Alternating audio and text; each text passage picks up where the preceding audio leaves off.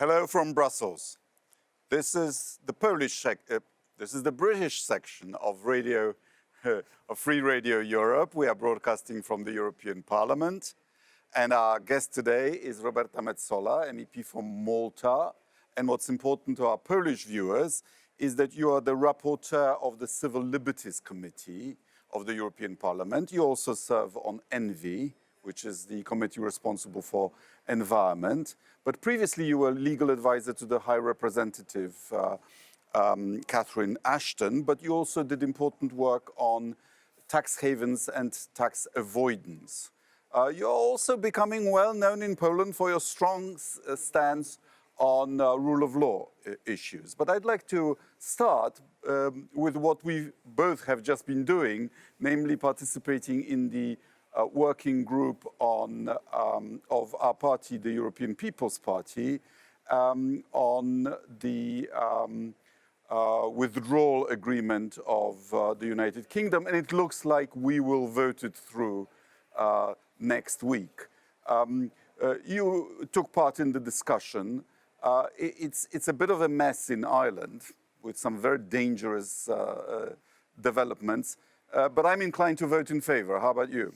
Yes, I will vote in favor because I think, we all want to send a sign of collective relief. It's been a very, very painful few years where, let's say, a regrettable decision had to be accepted, had to be implemented, had to be put in place, but also needed to keep this parliament on its strong footing. Every single member state had to keep its positions, Ireland particularly, but also countries like mine and yours who have many, many citizens living in the United Kingdom, in my case, many UK citizens living in Malta, for whom they wanted to know, okay, when is this nightmare going to be over so that we start living a new, different and hopefully renewed friendship with the European Union, because we have to look at it like this. It is the United Kingdom, no matter what we think of either its leadership or not, the way it handles this process or not,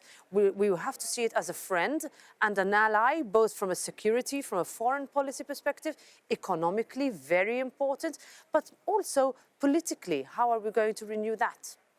There is a drop in trade between both the UK and the European Union and Northern Ireland and the rest of the UK. So trade flows are redirected. And the figures for January are probably not representative. We should soon have figures for the first quarter. Do you have any idea what will be the drop in trade for the whole year? Well, it all depends, of course, let's say the ratification treaty goes through. That means it ends next week. Let's be realistically optimistic that will happen. Then at least the negotiating partners have ensured that the difficulties that have been seen, let's say on the ground, lorries being stopped, produce not being able to transfer, products not being able to go from one member state to another, that at least will hopefully be being inconvenienced. Completely. You try to buy something from British Amazon, you now have to pay duty and in fact VAT, you don't pay. And so you end up not doing it. That's what I've done, and that was a really big difficulty. For example, I had to explain to my parents why they had to start going to Amazon Italy rather than Amazon UK, because for them, they couldn't understand how they suddenly were charged more. That's one small example. And very often you don't know what the final price will be. No, in fact, you need to look at the fine line, the little, little sentences and commas. So if I have to look at what's going to happen for the rest of the year, I think these small, consumer issues will be resolved, let's say, with relative ease. You see companies that are moving their fiscal headquarters from the United Kingdom to other countries to make the movement of products easier. But when it comes to what the UK and how it will play as a fiscal competitor will have to be seen. And that's where our relationship and our strength as a union and as other countries together will need to push back against any possibility of the United Kingdom not respecting even one comma of the agreement that we're going to sign next week. You are a former British colony. Yes, absolutely. And actually, it's thanks to Malta that English is an official language of the EU. Absolutely. Right? In fact, that was also one of the things we realized the day after the referendum. what's going to happen to English? And then we got together at the time, we got together in the Parliament with our Irish colleagues and said, in order for us not to only have to speak in Gaelic and Maltese, I think we'll need to really reinforce. And then Finland and Sweden had joined and said, actually, maybe we should think about making English in other countries an official language so that we ensure that this is the language that mostly spoken here continues to be spoken. How has the British community in Malta been affected by Brexit? That's quite an interesting question. I remember when we were campaigning for this election, for this European Parliament election, I used to ask UK nationals who've been living in Malta for years, how did you vote? I originally thought that they would all say that we voted for the United Kingdom to stay in the EU, but they were not all saying that. There were different arguments, different statements saying, no, I want my children to be free, unlike I was. And of course I would say, look, you are living in a country, a former colonial country that you used to rule over for almost 200 years.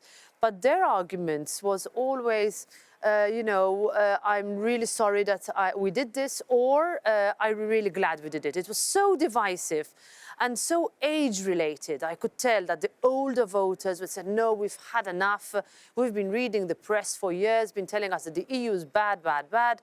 But then maybe they didn't realize that their grandchildren that were planning, to go study in the Netherlands or here in Belgium or in any of our countries will now need to pay, need to compete with other countries. Any applications for Maltese nationality?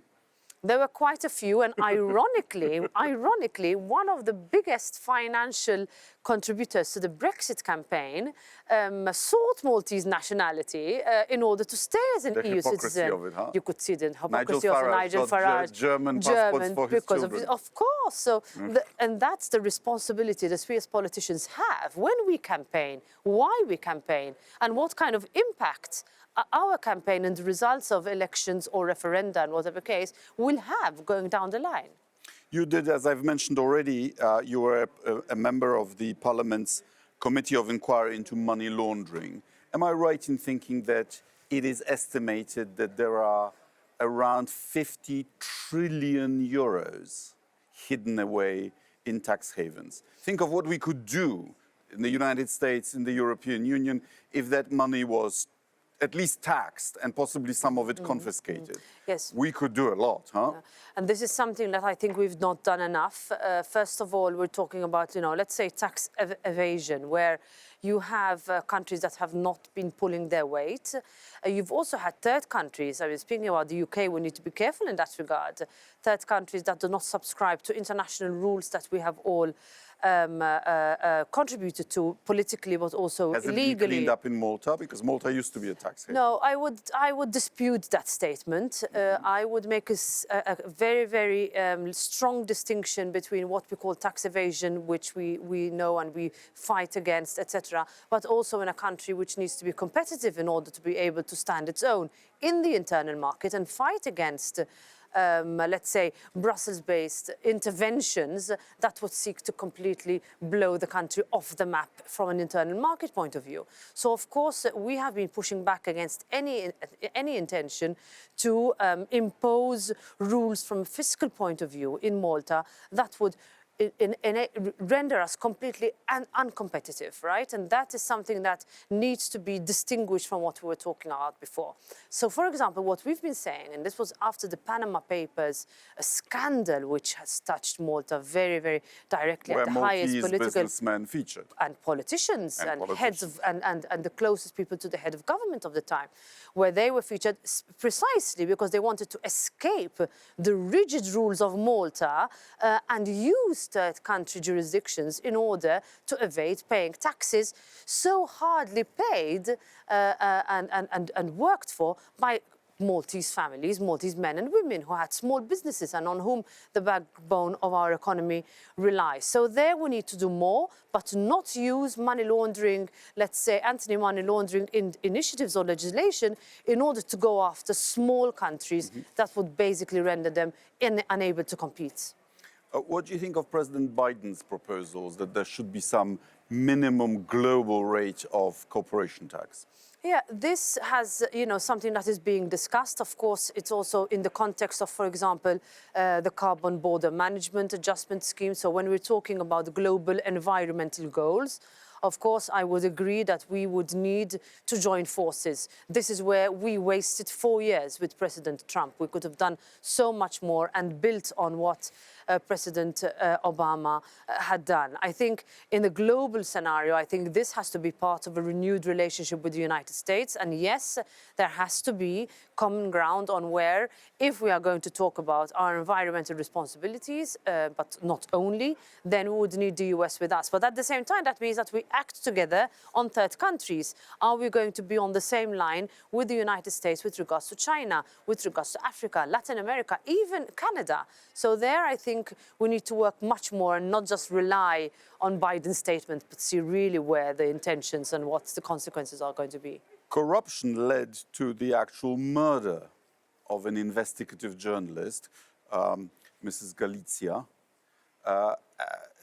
Is the trial, has it been, are you satisfied with the investigation and that the guilty have been apprehended?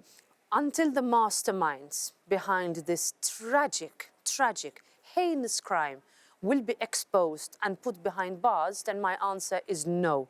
We are nowhere near there yet. The judgment, the cases are ongoing. The investigations continue to be But the pushed. people who set the bomb are in custody? The people who set the bomb are in custody, and we have also had some confessions. But the confessions... From the businessmen or from the politicians? No, absolutely not. From the people who were mandated to place the bomb underneath Daphne's car. So the actual perpetrators? The perpetrators, but who have, in fact, this request has been denied this week, but asked for a presidential pardon in order to be able to expose the people who are behind it all. And there is no doubt who are those people in terms of at the very highest level of government. There are politicians involved. There are people who are so close, I mean, politicians and businessmen who were in with each other, planning the most atrocious business deals to line their pockets on the backs a businessman of more tried to escape, but was But he was the person who then he committed attempted suicide. There was another one, that was the whistleblower who tried to I mean, there was an attempted suicide in the place he was being held. There are a lot of layers to this extremely, let's say, black stain on my country. And it will take years, if not, it will never be reversed, because that stain will be on us forever. Justice, we can say, could be sought when the masterminds are put behind bars. And in fact, the head of secretariat, and you can say, I mean, for us who represent the opposition party, because we are here in the parliament saying, why are we not prosecuting these persons? Why is the government not doing enough? Why are the courts not being allowed to do their work? We were called traitors. Our people were intimidated. We received death threats. I mean, this is the situation we are in. And the police were leaking information to the criminals, and traces lead to the chef de cabinet of the Prime Minister, yes, right? In fact, the chef de cabinet of the Prime Minister spent Easter in prison before he was let go on bail, together with 10 or so people closely linked to him, all in business, private sector, who were basically in on all of this and who were, let's say, covering all the layers of corruption that Josepha Muscata, the previous Prime Minister's government, was elected on the back on. And when all that was exposed, people suddenly realized. So, in fact, what those people were saying, myself, my colleagues, my party were saying, was not incorrect. So they were not traitors. They were fighting for us, because corruption not only kills, as it killed Daphne, who exposed the Konrad Mitzi, the minister who had set up this Panama company because he wanted to receive money from this really shady deal with Azerbaijan for a power station, the one power station we have on the island. So every day, whenever we turn on our lamps, we are helping to fund that corrupt monstrosity. At that point, they realized that it's not only the assassination, but it also costs us We're paying more in electricity. We're paying more in trying to rebuild our reputation. We're paying more in trying to bring up our country. Corruption is a tax on the whole economy. It's a tax on everybody. Everybody. And it also kills. And one of the sons of Daphne Galizi said that she was killed because she tried to stand up for the rule of law. Yes, and Is that why you got interested in issues of rule of law beyond your own country? Yeah, I remember in 2013 when the Labour Party came to government, the socialists in Malta, there were already at the time, and now we have proof which Daphne uncovered, about 3 days after the election, they started to plot these dodgy jurisdictional agreements to set up companies to fund taxpayers' money through. And that's precisely what led Daphne to start to put pressure and brought not only myself and my colleagues as politicians, but also thousands of people on the street demanding justice because they felt cheated. And Daphne was continuing to unveil, peeling off the layers of this great convoluted onion of corruption when she was killed in broad daylight. And her son was right. And what him and the civil society organizations that came together, gave us also, and we worked together, the responsibility to work harder to make sure that we explain what the rule of law means. I remember having to start by saying, what does it mean? That means that you are not going to be killed for searching for the truth. That if you're a journalist, you're going to be protected, and you have a right to be protected by a government, even if that government doesn't agree with what you're saying. But we are not there yet. And in fact, next week in this parliament, we will also adopt a resolution that precisely says this, that these rights are not yet protected in Malta, and we have to make sure that they are fully, so that no one else is scared. As the rapporteur for Poland on rule of law issue, could you explain to our Polish viewers where you are from the point of view of Parliament and its relationship with the Commission in monitoring and perhaps trying to influence the state of rule of law in Poland? I work with a team, so I represent the European People's Party in negotiating. Let's say we've already negotiated up to 5 resolutions in this parliament, calling to attention the Polish authorities need to accept the recommendations of the court, of the European Commission, etc. As we know, there is the so-called Article 7 procedure, which is basically a request that all member states continue to fulfill the rights they promised they would fulfill when they joined the EU. So when I look at Poland, I look at a country that joined the European Union at the same time as mine did. When we were, all of us, I remember I was in student politics campaigning for the accession of the EU, which the Socialist Party in Malta, by the way, was against. You are a member of the Parti Nazionalista. Yes, we are the so you're Christian not some Democrats. lefty that the Polish government would see every critic. Oh, no. I have been called everything, I've been called, someone being paid by Soros. I have been called everything. Right. You're in fact a member of the Nationalist Party of Malta. I am, let's say, I would look at Poland as being the country where we talk about political values as closest to mine. So I feel bad when I see, and I feel sorry, and I know there are appeals by the people of Poland saying, look, when you see the actions of the Polish government, don't attack the people of Poland. Poland needs to come back to the center of Europe because that's where its rightful place is. What's the thing that you think was the worst thing that the Polish or Hungarian government, because those are the two that are in the Article 7 procedure, right? Yes. What is it that appalled you the most? No, I think, leaving aside the legal, let's say, technicalities, the disciplinary chamber, the way Judge Tulea, for example, has been treated. We have met with the judges in Strasbourg who have been sort of stripped of their fundamental rights of what makes them judges, coming to the European Court. There should be a judgment, so-called judgment, by the so-called chamber today. This disciplinary chamber against Tulea. Yes, we're waiting for it. But again, should this happen in a country that whose population was promised that this would not happen, you know, when you are joining a very, very open democratic group of countries.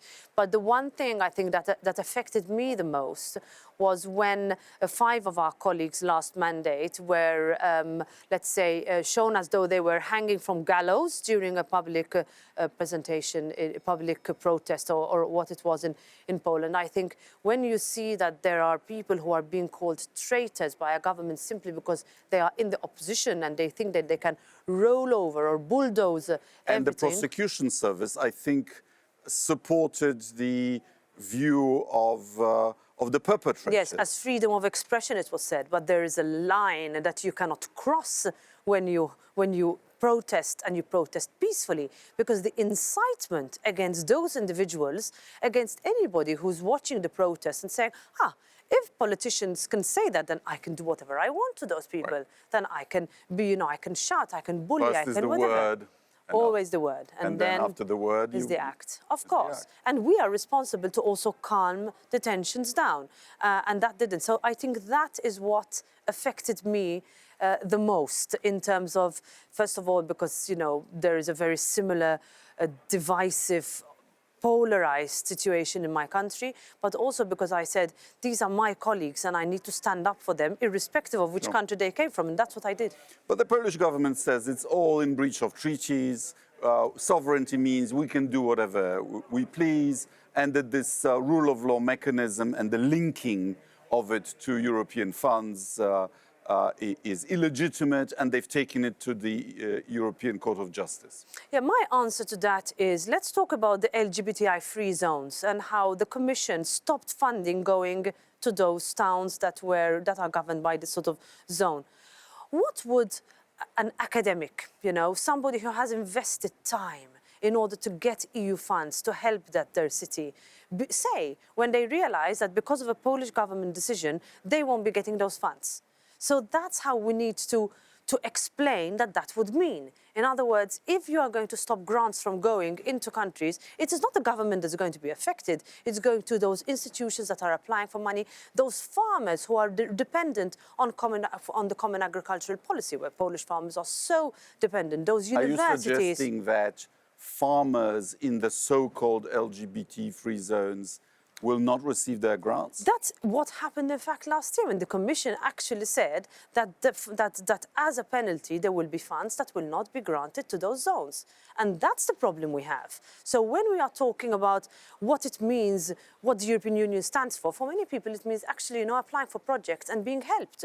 And if, going forward, let's talk about this rule of law conditionality clause in the big funds that we have adopted, how are we going to justify to our citizens when governments, because of their rule of law breaches, will lead to funds not going to the man and woman in the street with a small company that is dependent on those EU funds? Well, the Polish government will say to those farmers, to those scientists, to those citizens, European lefties are depriving you of your money. No, but that's where we come in and say, actually, that's not true. And this is when we need to speak, because that's the risk. That's the risk.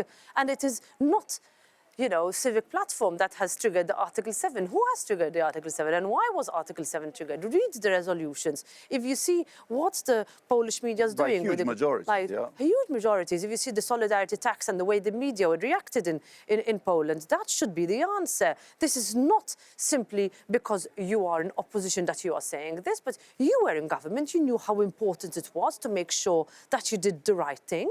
And that has to be recalled and reminded. Of course, it's democracies, right? There are people in government, people in opposition, but people need to be told the truth and not be hidden from it. What would the Polish government have to do for you to say they are in compliance with rule of law? I would start by saying that the Polish government needs to stop seeing the EU as the enemy. The EU is not the enemy. When the Polish people voted to enter and decided to enter the European Union, they did that because they wanted to join a group of countries which were developed democracies.